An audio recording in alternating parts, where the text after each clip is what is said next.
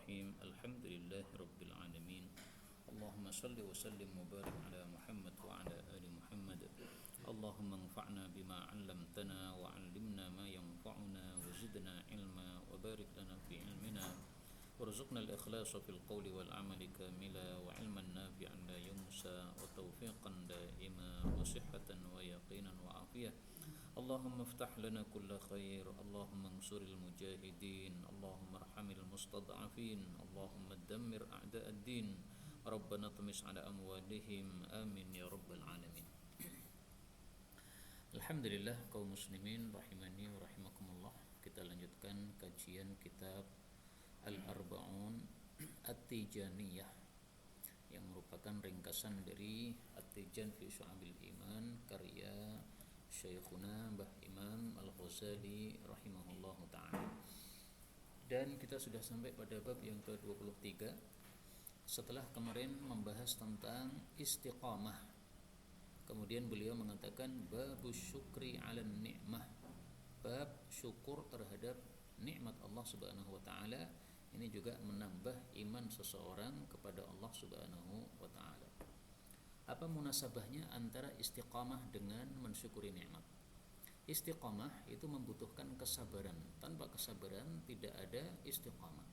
Nah, sabar dan syukur ini adalah dua sifat yang berkaitan erat. Sehingga wallahu alam, ya menurut saya beliau menulis bab syukur ini karena setelah membicarakan istiqamah, yang istiqamah merupakan temannya kesabaran. Dan seringkali Allah menggabungkan antara sabar dan syukur dalam satu ayat. Misalnya Allah Subhanahu wa taala mengatakan pada surat Ibrahim ayat 5, inna fi dzalika laayatil likulli sabarin syakur. Sabar orang yang selalu sabar, syakur orang yang selalu syukur kepada Allah Subhanahu wa taala. Dan kalimat ini sabarin syakur diulang oleh Allah 4 kali dalam Quran, dari surat Ibrahim, kemudian surat Luqman, kemudian surat Saba dan surat Asy-Syura. Dan Rasul sallallahu alaihi wasallam juga menggabungkan dalam satu hadis. Beliau mengatakan ajaban li amril mu'min. Atau mungkin ada dalam hadisnya di sini. Oh iya, ini. Nah, ini sudah ada hadisnya ya, sehingga tidak usah kita tampilkan. Sekarang kita baca ayatnya. Qala Allah azza wa jalla, qala, berkata alladzi, orang yang indahu ilmun, dia memiliki sedikit ilmu, minal kitabi, dari kitab.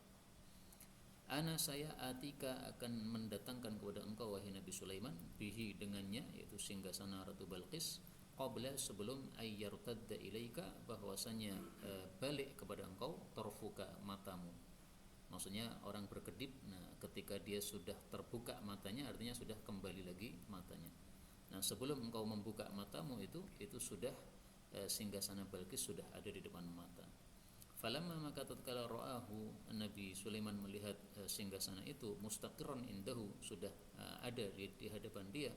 Qala, Nabi Sulaiman mengatakan, hadza min fadli rabbi, ini adalah dari karunia pemeliharaku. Liyabluwani, supaya dia menguji aku, ashkuru am akfur, apakah saya syukur apakah saya kufur. Wa man syakara, dan barang siapa yang syukur, fa innama yashkuru li nafsih, tiada lain dia bersyukur untuk dirinya sendiri, maksudnya manfaatnya kembali kepada dirinya sendiri. Wa man kafara, dan barang siapa yang kafir, fa inna rabbi ghaniyyun karim, maka sesungguhnya Allah itu maha kaya, maha mulia. Maksudnya Allah tidak butuh kepada syukur dari hambanya. Justru hamba itulah yang butuh kepada berbuat syukur karena akan ditambah nikmatnya oleh Allah Subhanahu wa taala. Nah, di sini yang berkaitan dengan bab adalah pada kalimat ini, wa man syakara fa innama yashkuru li nafsihi. Dan tafsiran untuk ayat ini adalah kalam Allah Subhanahu wa taala dalam surat yang lain. Allah mengatakan, la in syakartum la azidannakum. Dan ini surat yang ayatnya sudah populer pada surat Ibrahim ayat 7. La in syakartum, kalau kalian bersyukur, la azidannakum, sungguh betul-betul akan kutambah nikmat kepada kalian. Nah, itulah makna yashkuru li nafsih. Bersyukur akibatnya balik kepada diri kita sendiri karena Allah akan menambah nikmatnya kepada orang yang bersyukur tersebut. Kemudian dari ayat ini kita ambil beberapa faedah. Faedah yang pertama, alladzi indahu ilmun, orang yang punya ilmu. Ini diperselisihkan oleh para ulama tafsir. Ada yang mengatakan ini adalah salah satu Bani Israel yang diberi ilmu oleh Allah Subhanahu wa taala dari kalangan manusia. Ada yang mengatakan ini adalah seorang malaikat. Jadi malaikat temannya Nabi Sulaiman alaihissalatu wassalam. Nah, malaikat siapa tidak dijelaskan oleh para ulama tafsir lebih lanjut ya. Karena memang para nabi itu memiliki teman-teman dari kalangan malaikat. Kemudian faedah yang kedua, di sini tadi saya artikan ilmun minal kitab, sedikit ilmu dari kitab. Kenapa? Karena ada tanwin. Dan kaidahnya mengatakan at-tankiru lit-taqlil. Penggunaan isim nakirah yang ditandai dengan adanya tanwin di akhir itu adalah lit-taqlil, untuk menunjukkan sedikit. Nah, maka dia ilmunya enggak banyak sebenarnya, ilmun. Ya. Ilmunya tidak banyak, tetapi ilmunya diberkahi oleh Allah Subhanahu wa taala. Nah, ilmu apa ini dijelaskan oleh para ulama tafsir, yaitu dia mengetahui tentang Ismullahil A'zam, nama Allah yang teragung, yang kalau kita baca dalam doa, niscaya Allah kabulkan doa kita. Nah, Ismullahil A'zam ini diperselisihkan oleh para ulama sampai ada banyak sekali pendapat-pendapat para ulama. Saya tampilkan satu saja pendapat karena ada riwayatnya. Bisa dilihat pada kitab Mustadrak ala Sahihain karya Imam Hakim. Istilahnya Ismullahil Akbar. Ini pendapat dari dua sahabat Nabi, satu Abu Darda, dua Ibnu Abbas. Keduanya mengatakan inna ismallahil akbar, sesungguhnya nama Allah yang terbesar atau Ismullahil Azam sama saja ya, adalah Rabbi Rabbi. Nah, maka para nabi itu biasanya doanya seperti itu, Rabbana Rabbana Rabbana taqabbal minna Rabbana hablana ya, karena itu adalah Ismullahil Azam. Maka Ismullahil Azam kalau dibaca dalam doa itu lebih menyebabkan doanya mustajab. Nah, kenapa kalau kita doa pakai Rabbana kok tidak segera mustajab? Yaitu karena kekurangan kita di dalam kita berdoa sehingga tidak menyebabkan langsung mustajab sebagaimana orang-orang yang soleh ini.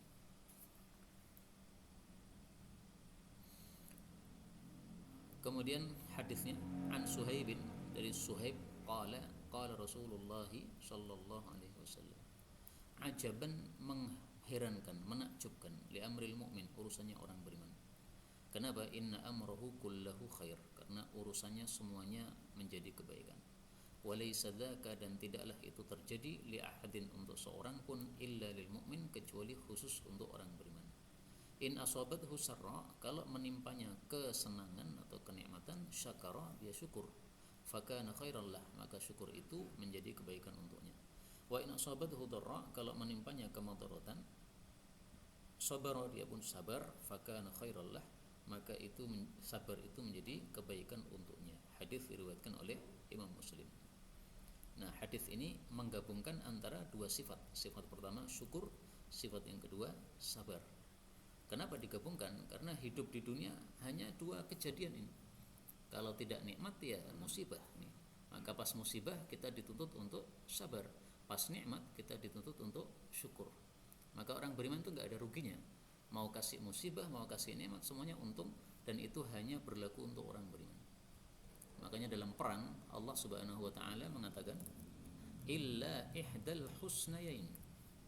Surat At-Taubah ayat 52. Qul, katakanlah wahai Nabi, hatta rabbasu nabina, tidaklah kalian menunggu terhadap kami orang-orang beriman, illa ihdal husnayain, kecuali saya salah satu dari dua yang terbaik. Mati syahid itu baik karena masuk surga langsung tanpa hisab, tanpa adab. Menang itu juga baik karena mendapatkan ghanimah plus mendapatkan pahala dari Allah Subhanahu wa taala. Maka ini sama dengan itu tadi ya. Sarra itu kemenangan dalam perang, maka syakara, bersyukur, dapat pahala. Dharra itu adalah kekalahan dalam perang atau mati syahid dalam perang, maka sabar atau sabar, semuanya adalah menjadi kebaikan. Nah, ini keyakinan saudara-saudara kita sekarang yang ada di Filistin. Mereka berperang di jalan Allah Subhanahu wa taala dengan penuh keyakinan, karena mereka yakin bahwa mereka hanya ada untung, enggak ada rugi sama sekali. Mati ya untung, menang pun juga untung, dan itu hanya berlaku untuk orang-orang yang beriman kepada Allah Subhanahu wa taala. Kemudian perawi hadis ini adalah Suhaib. Ini sering disebut sebagai Suhaib Ar-Rumi. Nah, ini berarti dia orang Romawi, kemudian dia masuk Islam menjadi sahabat Nabi sallallahu alaihi wasallam. Nah, maka sahabat Nabi itu tidak semuanya orang-orang Arab, Pak. Ada orang Persia, Salman Al-Farisi, ada orang Romawi, Suhaib Ar-Rumi, ada orang Ethiopia, Bilal Al-Habashi ya. Jadi bermacam-macam mereka sahabat Nabi sallallahu alaihi wasallam, tidak semuanya orang-orang Arab. Kemudian bab 24, babur rahmati, bab kasih sayang, wat tauqiri dan menghormat, wal masal fir rahmah dan perumpamaan di dalam kasih sayang. Setelah Mbah Ghazali membahas tentang syukur dan sabar, lalu beliau membahas tentang rahmat dan tauqir ya. Karena ini mirip dengan syukur dan sabar tadi, dua sifat yang harus bergandengan. Manusia ada kalanya ketemu dengan yang lebih tua, maka sikapnya harus tauqir, menghormati. Atau ketemu yang lebih muda, maka sikapnya harus rahmat, yaitu kasih sayang. Maka wallahu a'lam ya, mungkin judul ini muncul pada benaknya Mbah Ghazali rahimahullahu taala setelah membahas tentang sifat sabar dan syukur yang ini harus bergandengan. Nah, maka ada dua sifat yang juga harus bergandengan, yaitu rahmat dan tauqir. Dan ini rahmat tauqir ini semuanya akan menambah iman kita kepada Allah Subhanahu wa taala. Adapun dalilnya qala Allah azza wa jalla berkata Allah azza wa jalla, wa rahmati dan rahmatku wasi'at mencakup kulla syai'in segala sesuatu. Fasa'aktubuha maka saya akan menetapkan rahmat saya lilladzina yattaqun bagi orang-orang yang bertakwa, wa yu'tunaz zakah dan membayarkan zakat, walladzina hum biayatina yu'minun dan orang-orang yang mereka terhadap ayat-ayat kami mereka beriman. Nah, ini kenapa ditampilkan di sini ya? Ini yang zahir bagi saya, maksudnya Mbah Ghazali adalah kita disuruh meniru sifatnya Allah Subhanahu wa taala. Allah punya sifat rahmat. Nah, kita juga harus punya sifat sebagaimana sifatnya Allah Subhanahu wa taala. Makanya ada nasihat para ulama, mereka mengatakan takhallaqu bi akhlaqillah. Takhallaqu, berakhlaklah kalian bi akhlaqillah, dengan akhlaknya Allah Subhanahu wa taala. Dan para ulama mengatakan Allah itu suka dengan sifat-sifatnya. Maka siapapun yang meniru sifat-sifat Allah, Allah menyukai dia. Allah menyukai sifat-sifatnya, maka siapa yang Allah ketahui memiliki sifat-sifatnya Allah, maha rahmat, maha dermawan dan sebagainya, maka itu semuanya juga akan dicintai oleh Allah Subhanahu wa taala. Inilah munasabahnya antara ayat ini ditampilkan dengan judulnya bab ya, yaitu rahmat, kasih sayang kepada orang lain. Ini menyebabkan tambah iman kepada Allah Subhanahu wa taala karena kita meniru sifatnya Allah Subhanahu wa taala. Kemudian kita ambil beberapa faedah dari ayat ini. Faedah yang pertama, Allah mengatakan bahwa rahmat saya mencakup segala sesuatu.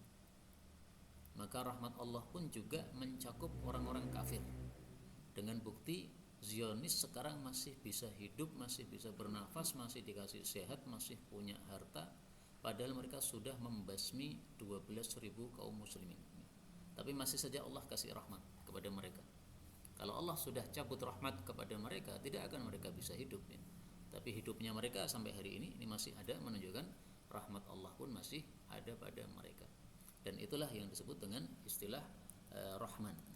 Kalau Rahim itu kan hanya khusus orang-orang beriman di dunia. Tapi kalau Rahman ini rahmat Allah untuk semua makhluknya, maupun kafir maupun muslim, semuanya kena rahmat Allah Subhanahu wa taala. Adapun yang ini fasa'aktubuha lilladzina yattaqun, akan saya tetapkan rahmat saya bagi orang-orang bertakwa. Ini maksudnya rahmat khusus untuk orang-orang bertakwa yang disebut Rahim tadi. Adapun Rahman untuk semua makhluk. Adapun Rahim untuk khusus orang-orang yang bertakwa kepada Allah Subhanahu wa taala. Kemudian faedah yang kedua, dalam ayat ini disebutkan dua sifat. Satu takwa, yang kedua adalah memberikan zakat. Kenapa disebutkan dua sifat ini? Karena takwa itu adalah ihsan kita atau kebaikan kita kepada Allah Subhanahu wa taala. Allah menyuruh kita sesuatu, kita lakukan, itu takwa. Allah melarang kita sesuatu, kita tinggalkan, itu takwa. Adapun membayarkan zakat, ini adalah bentuk ihsan kita kepada manusia. Maka maksudnya di sini adalah, maksudnya Allah adalah bahwa orang yang berhak mendapatkan rahmat Allah adalah orang-orang soleh. Orang-orang soleh definisinya orang yang menunaikan kewajibannya kepada Allah, itulah takwa ya. Dan menunaikan kewajibannya kepada manusia, diungkapkan dalam bahasa yu'tunaz zakah, yaitu membayarkan zakat. Maka ini sifat orang-orang yang menggabungkan antara menunaikan kewajiban kepada Allah dan menunaikan kewajiban kepada makhluk. Adapun hadisnya, qala al-muallif rahimahullah an Amirin ar-Rami, dari Amir ar-Rami. Ar-Rami itu artinya orang yang ahli panah. Akhil Khadir, qala Rasulullah sallallahu alaihi wasallam, ata'jabuna, apakah kalian heran, liruhmi, terhadap kasih sayangnya, ummil afrah, induknya anak-anak burung, firakhaha, kepada anak-anaknya. Qalu, mereka mengatakan, na'am ya Rasulullah, betul wahai Rasulullah. Qala, beliau bersabda, fawalladzi ba'atsani bil haqq, maka demi zat yang telah mengutus saya dengan kebenaran, yaitu Islam, lallahu, sungguh Allah, arhamu bi ibadih, lebih kasih sayang terhadap hamba-hambanya, min ummil afrah, daripada induknya burung, anak burung ini, bi firakhiha, terhadap anak-anak burung tersebut. Irji bihinna, kembalilah membawa anak-anak tadi, hatta tada'ahunna, sehingga engkau taruh lagi, min haitsa akhadtahun, dari tempat yang kamu mengambilnya, wa ummuhunna ma'ahun, sementara ibunya bersama mereka, induknya bersama mereka. Faraja'a bihin, lalu dia pun kembali membawa anak-anak tadi.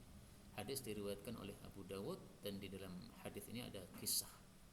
Tapi hadis ini sanadnya dhaif ya. Saya sudah tampilkan di sini penyebab dhaifnya, yaitu ada rawi bernama Abu Mangdur dan pamannya. Ini dua-duanya adalah majhulan, dua rawi yang majhul, dan rawi majhul menyebabkan hadisnya menjadi dhaif. Tapi isinya sahih karena sesuai dengan hadis-hadis yang lain. Jadi hadis ini ada ceritanya, Pak. Ada sahabat Nabi SAW membawa burung-burung kecil dan anak-anak burung. Kemudian burung kecil dan induknya ya. Kemudian tanya kepada Nabi SAW, ya Rasulullah, tahu enggak engkau bahwa burung ini tadi saya temukan bersama induknya. Kemudian induknya ini meliputi atau melindungi anak-anaknya supaya tidak ada yang mengambilnya. Nah, maka saya kasih sayang kepada burung ini, akhirnya saya pindahkan supaya dia mendapatkan tempat yang lebih layak. Nah, kemudian Rasul sallallahu alaihi wasallam berkomentar nih tadi. Apakah kalian heran terhadap kasih sayangnya ibunya atau induknya burung-burung kecil ini terhadap anak-anaknya tersebut? Nah, kemudian kemudian Rasulullah suruh mengembalikan ke tempatnya semula, di mana mereka bisa tinggal di tempat yang disukai oleh burung tersebut, enggak usah dipindah-pindah. Kemudian dari hadis ini kita ambil beberapa faedah. Faedah yang pertama, Rasulullah memulai hadis ini dengan pertanyaan, ata'jabun, apakah kalian heran? Dan ini termasuk uslub atau cara mengajar Nabi yang indah, karena beliau ingin supaya pendengar itu perhatian. Maka sebelum disampaikan pelajaran, beliau mulai dengan pertanyaan. Dan hadis-hadis yang semisal ini sangat banyak. Contoh misalkan hadis yang dimulai dengan atadrun, apakah kalian tahu? Ini banyak sekali ternyata hadis yang dimulai dengan atadrun. Atadruna ma khayyarani bihi rabbil lailah, tahukah kalian tadi malam itu saya disuruh oleh Allah untuk memilih apa? Kemudian baru dijelaskan oleh Nabi SAW. Beliau juga pernah mengatakan, atadruna lima masyaitu ma'akum, tahukah kalian kenapa hari ini saya berjalan bareng-bareng bersama kalian? Demikian juga Rasulullah SAW pernah bertanya, atadruna ayya yaumin dakum, apakah kalian tahu hari apa ini? Apakah kalian tahu hari apa ini? Ya, semua orang kan tahu pasti kan, ini hari apa sekarang. Nah, tapi beliau kasih pertanyaan ini supaya orang perhatian. Apa ini Nabi kok bertanya? Atadruna ma akhbaruha, tahukah kalian apa itu berita-berita bumi? Nah, ini ditanyakan oleh Nabi setelah membaca ayat ini. Yauma idzin tuhadditsu akhbaraha. Nah, maka dimulai dengan pertanyaan dalam rangka untuk tanbih, supaya orang yang mendengar perhatian terhadap ilmu yang akan disampaikan oleh baginda Rasul sallallahu alaihi wasallam. Dan uslub Nabi seperti ini, yaitu beliau ingin supaya orang yang mendengar sabda beliau itu teringat, tidak lupa-lupa lagi setelah beliau beri ilmu. Ini sangat beragam sekali macamnya. Pernah Nabi SAW itu memboncengkan Mu'adz bin Jabal di belakang, kemudian dipanggil sampai 3 kali. Wahai Mu'adz, maka Mu'adz menjawab, labbaik ya Rasulullah. Dibiarkan tidak diajak ngomong. Kemudian beberapa langkah lagi, ya Mu'adz, dipanggil lagi sampai 3 kali. Nah, orang dipanggil Nabi sampai 3 kali, pasti sangat perhatian. Dan pasti setelah mendapatkan hadis dari Nabi, setelah itu nggak akan lupa, karena kejadiannya sangat unik. Dipanggil sampai 3 kali saat dibonceng oleh Nabi Sallallahu Alaihi Wasallam. Pernah juga Rasulullah membagi warisan kepada seorang kakek, beliau mengatakan, nih kamu dapat bagian segini. Habis itu dia pulang, disuruh balik lagi. Lalu oleh Nabi ditambah, nih ada tambahan bagian untuk kamu. Kemudian kakek ini pulang. Setelah pulang dipanggil lagi. Lalu Nabi jelaskan, ya, bagian pertama itu adalah bagian faraid untuk kamu. Bagian kedua ini bagian asobah untuk kamu. Ini dibiarkan bolak-balik. Ini pasti ingat terus, Pak. Nah, kenapa kok dibergitukan? Ya mungkin karena dia sudah tua, ya, kakek-kakek.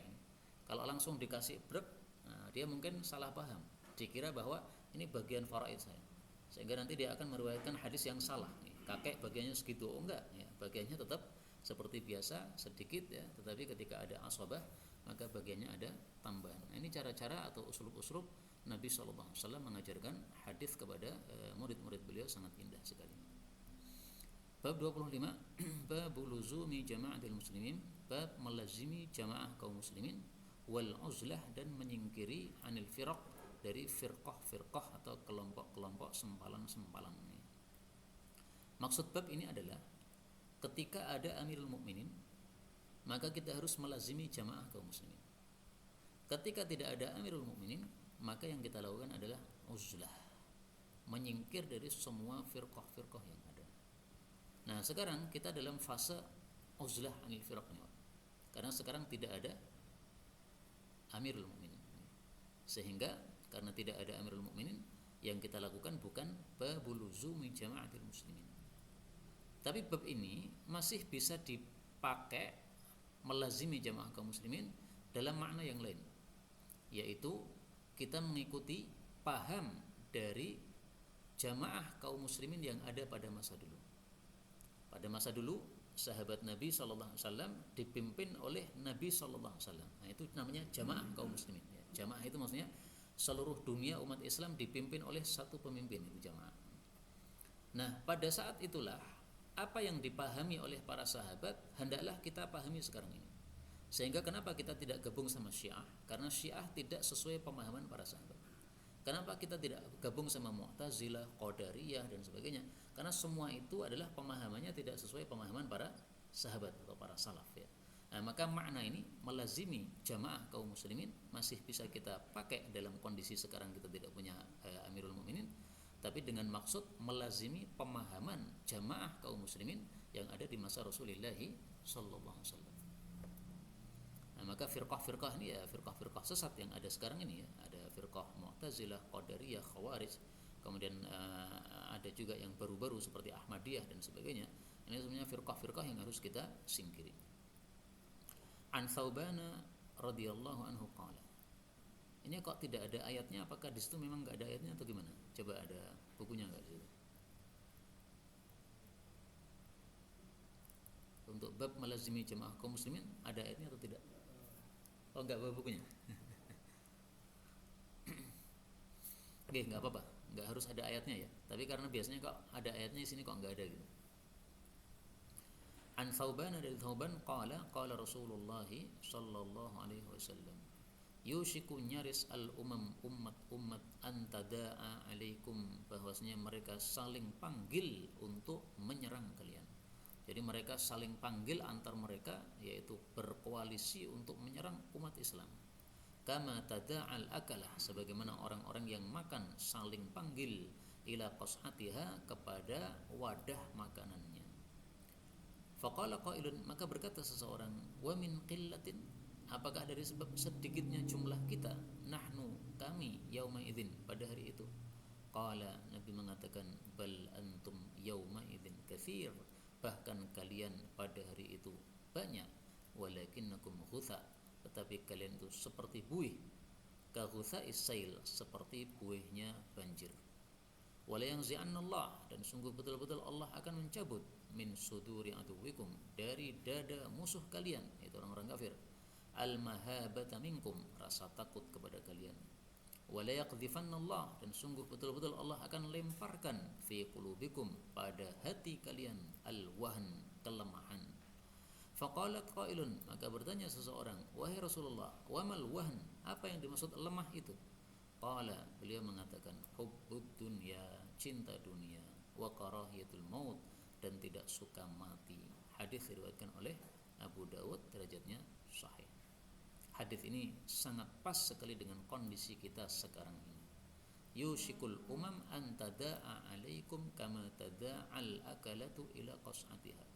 Umat Islam dikempur habis-habisan di Palestina, enggak ada yang bisa menyelamatkan mereka. Negara-negara Arab diam saja.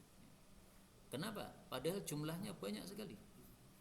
Nabi ditanya, kenapa kita umat Islam diserang dari berbagai penjuru oleh orang-orang kafir? Apakah karena sedikit jumlahnya sehingga dikeroyok? Kalau jumlah sedikit dikeroyok kan wajar, Pak. Nah, ternyata kata Nabi, tidak, kalian itu kafir, banyak. Umat Islam banyak. Negara-negara Arab itu masih muslim semua mereka. Tapi sayangnya Ghutha, mereka hanya seperti buih. Namanya buih enggak punya kekuatan. Disebul aja udah hilang. Bahkan enggak perlu disebul, lama-lama hilang sendiri. Maka kelemahan umat Islam pada saat itu digambarkan oleh Nabi seperti lemahnya buih ini. Dan ini sangat sesuai dengan kondisi kita sekarang ini. Umat Islam sangat lemah, tidak punya kekuatan, yang punya kekuatan hanya segelintir saja. Itulah yang dimaksudkan dalam hadis ini, seperti apa? Buihnya banjir. Kemudian dari hadis ini kita ambil pelajaran bahwa umat Islam akan menjadi lemah ketika hubbud dunya, cinta dunia. Karena kalau sudah cinta dunia, maka karahiyatul maut, tidak suka mati. Kalau tidak suka mati, ya pasti meninggalkan jihad. Orang suka mati karena matinya mati syahid, dia maju ke medan jihad. Tapi kalau tidak suka mati, ya ada jihad, tidak ada ketertarikan sama sekali untuk ikut. Maka apa yang terjadi sekarang ini, saya kira sudah sangat pas dengan kondisi yang disebutkan dalam hadis ini. Orang-orang sudah mulai cinta dunia sehingga benci mati, sehingga tidak ada yang berani untuk mengangkat senjata di medan perang melawan Zionis sekarang ini. Nah, kalau kita emang nggak punya senjata, Pak. Semestinya yang berangkat sana itu ya tentara Indonesia, tentara Arab Saudi, ya.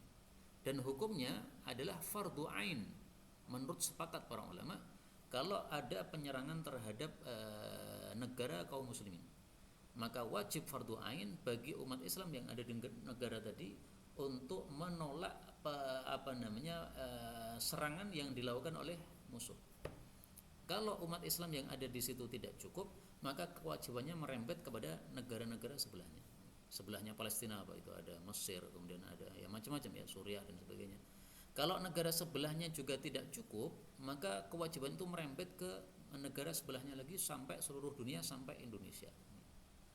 Nah, sekarang ini kalau kita lihat negara kita Indonesia kan cukup jauh letaknya dari Palestina kan. Nah, sehingga kewajibannya bagi kita masih fardu kifayah. Tapi bagi negara-negara Arab yang sebelahnya Palestina, yang sangat dekat dengan Palestina, bagi mereka fardu ain. Lah kalau fardu ain, kenapa mereka enggak berangkat? Ini tadi jawabannya. Hubbud dunya, cinta dunia, wa karahiyatul maut, enggak suka mati. Maka negara Arab enggak ada yang mengirimkan tentara-tentara mereka. Kalau rakyat Arab nggak berangkat ya wajar lah. Mereka punya apa? Punyanya pisau dapur. Ya. Nggak bisa pisau dapur untuk mengalahkan tank-tanknya Israel tadi. Tapi mestinya tentara-tentara itu yang berangkat. Kalau tentaranya nggak mau berangkat, nah, maka rakyatnya yang dikasih senjata. Nih kalian yang berani berangkat, bawa senjata pergi ke sana.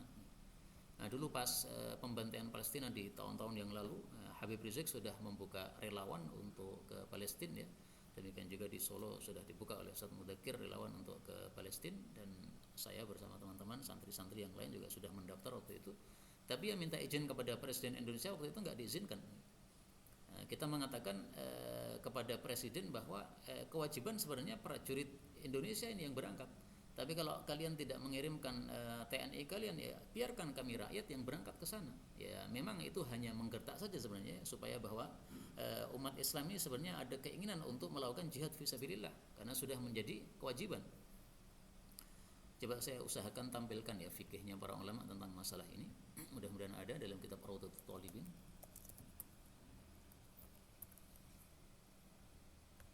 Karya Imam Nawawi ini.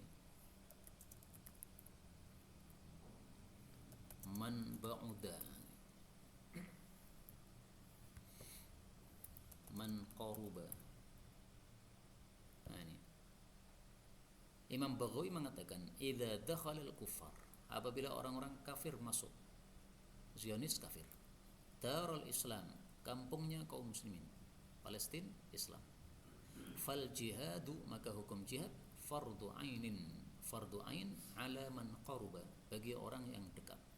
Wa fardu kifayatin, dan fardu kifayah fi haqqi man ba'da, bagi orang-orang yang jauh. Nah, ini penjelasan sangat gamblang dari Al-Imam An-Nawawi dalam kitab Rawdatul Talibin juz 10 halaman 215. Ini mengutip dari perkataan Imam Baghawi rahimahullahu taala. Dan saya sungguh sangat heran ketika beberapa hari yang lalu viral satu ceramah dari Masjid Nabawi. Seorang syekh di Masjid Nabawi, dia mengatakan bahwa kita muslimin yang tidak di Palestina, tidak wajib bagi kita untuk berjihad di Palestina. Kenapa? Karena kita punya ulil amri. Nah, maka kita tidak boleh berangkat kecuali kalau mendapatkan izin dari ulil amri. Kalau ulil amri tidak mengizinkan, kami tidak boleh untuk berangkat. Ini fatwa sungguh sangat aneh. Anehnya kenapa? Karena dia menganggap jihad Palestina itu bukan jihad dafa, tapi jihad talab. Jihad kan ada dua macam kan? Ada dafa, ada talab. Kalau dafa itu apa? Ya, jadi musuh menyerang kemudian kita menolak. Nah, itu dafa. Kalau talab itu kita kita datang ke negara musuh, itu talab. Nah, sekarang Zionis sudah masuk ke Palestina. Kok disebut jihad talab? Ini gimana? Aneh sekali. Nah, saya nggak paham nih. Dulu saya senang sama Syekh ini. Saya suka mengikuti kajiannya, tapi setelah mendengar fatwa ini saya jadi bingung. Kok bisa mikir seaneh ini gimana gitu loh. Apakah karena beliau itu nggak paham? Tapi mosok Syekh setenar itu nggak paham.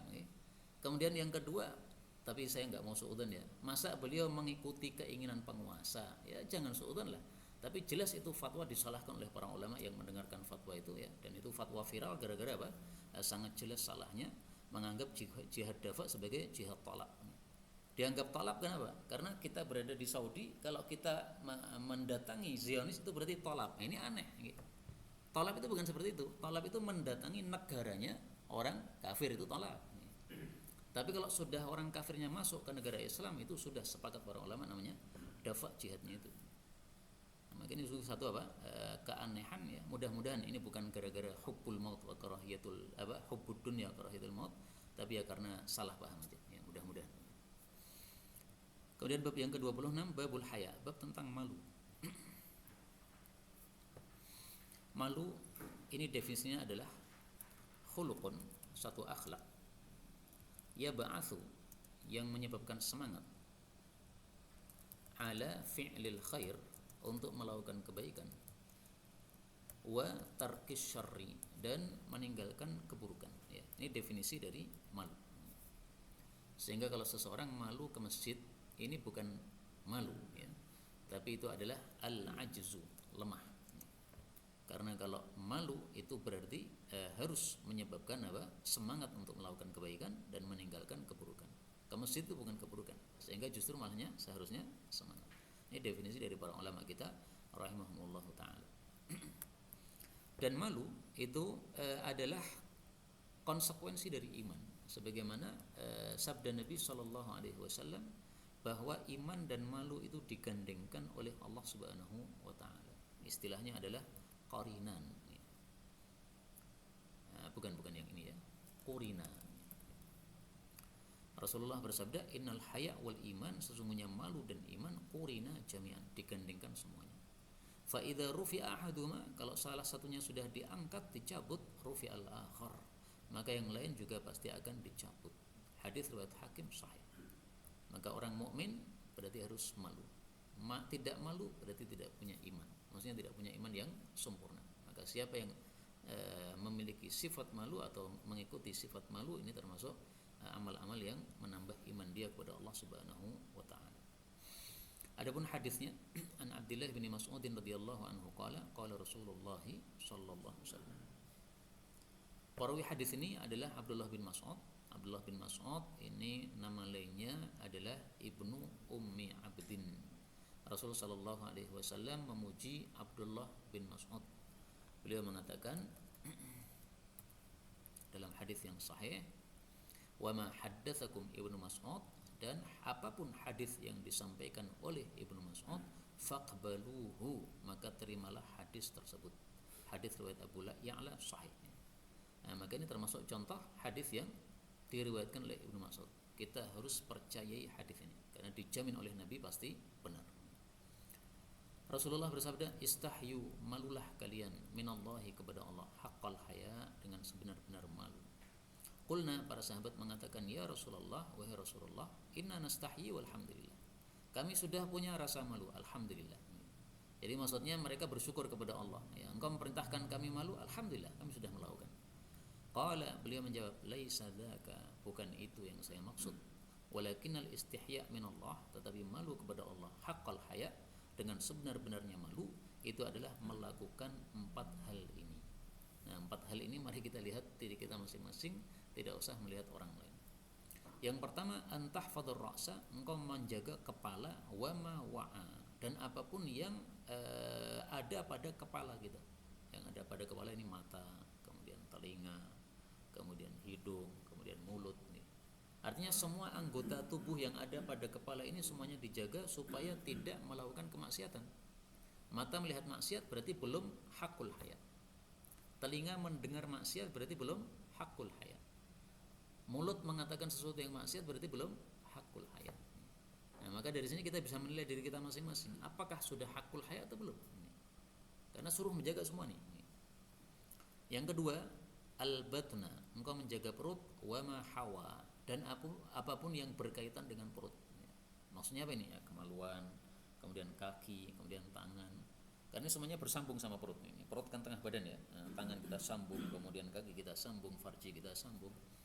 Maka menggunakan tangan untuk maksiat berarti belum hakul haya. Kaki digunakan untuk maksiat belum hakul haya. Kemaluan digunakan maksiat belum hakul haya. Tapi saya ingin tahu ya, terjemahnya ada yang bawa enggak ini? Saya ingin tahu terjemahnya kayak apa itu untuk kalimat ini. Nggih, silakan. Bab malu.